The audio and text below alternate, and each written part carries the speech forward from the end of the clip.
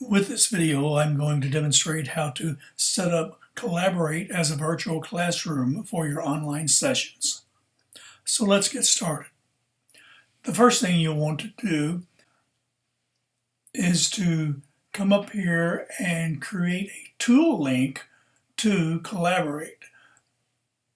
So we'll point to the little icon, come down to Tool Link. Let's just name it Virtual Classroom.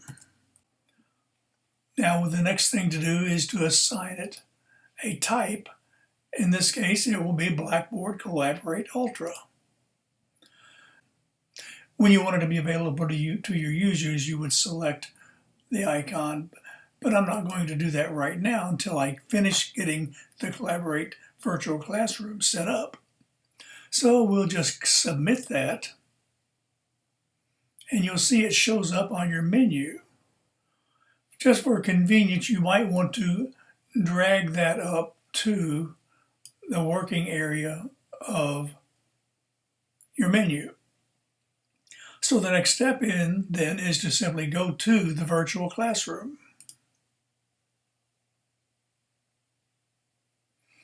So Colloborate opens, and the first thing we'll then need to do is to create a session. I'm going to call this session 1. And then there's a number of things that you'll need to set up. If you want to have a guest join you, you simply come over here and copy the guest link to the clipboard, and then you would email that link to them. And then, of course, the default is to have guest access open. So you might want to do that if you're going to have a guest speaker come in. So this can be important, but right now there's a start and end date, but I'm going to click no end because I want it to be available all the time. The default setting to enter the session is 15 minutes before the start time, but you might want to have some students enter the session early to get things set up for their particular portion. But I'll just leave it as 15 minutes for now. On the session settings, you want the default attendee to be participant, and you can always change that as the session is progressing. You want the participants to be able to share their audio and the video. So let's save this information. So the next step is to simply join the session. You'll notice you have a few things available right away. Whenever you want to speak to the group, you have to share your audio. I'll turn that off for now. So if you want to share your video, you click the camera icon, click Share Video, and then you will see on your display the video show up at the bottom of your screen. However, your participants will see the video full screen.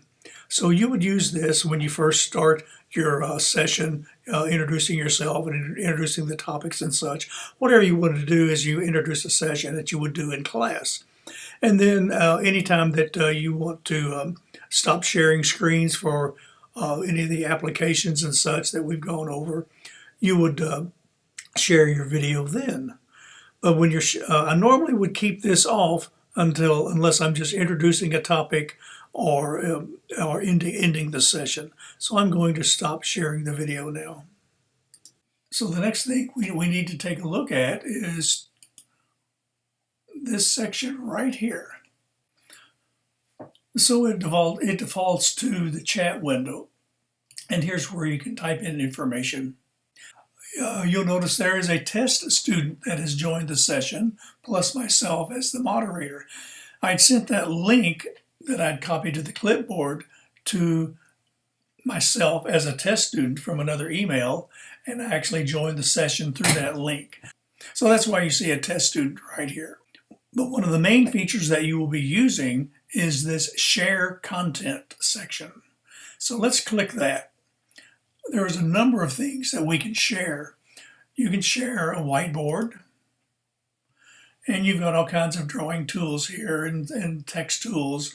And if you wanted to create intro messages, you could put them right there. You could also share a file. go through and add a file this way, but I don't normally do that.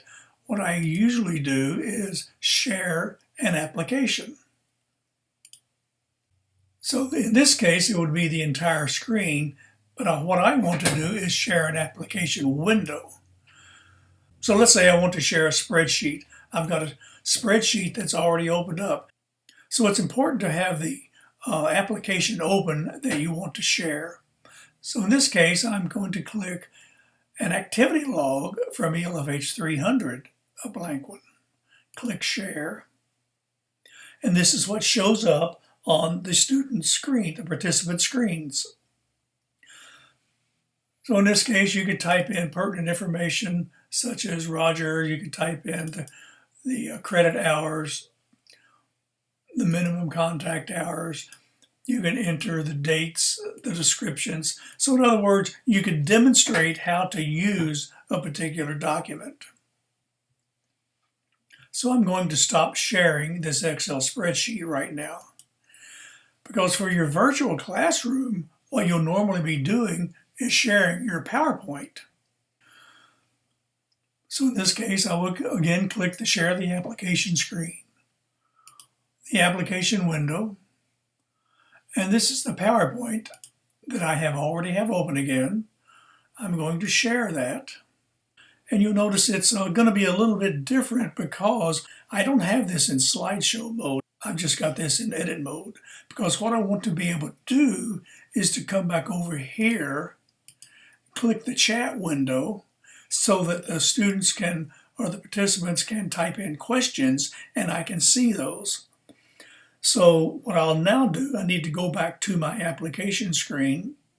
So I'll hold down the Command if I'm on the Mac or Alt if I'm on a PC and toggle the Tab key. And it toggles back and forth between open applications. So in this case, I'll stop on the PowerPoint and now I'll be able to continue on with my lecture.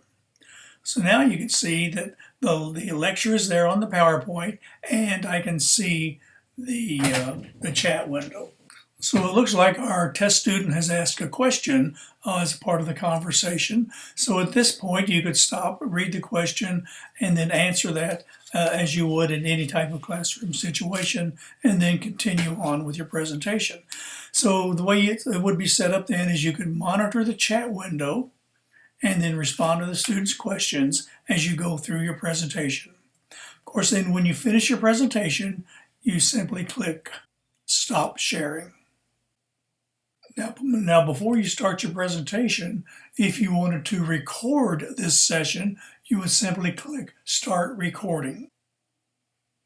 And then you would continue on until the session ended, and then simply click Stop Recording. So remember to make sure that you go back and change your status to show the link after you complete setting up your Blackboard. The students will then have access to your Blackboard session, your virtual classroom. So that's probably enough to get you set up to create your virtual classroom, share an application window, go through your different PowerPoint presentations or explanations of different files, and record your files. And then obviously using the chat window, and obviously you can also use the microphone for the students for their audio. So that's all for now.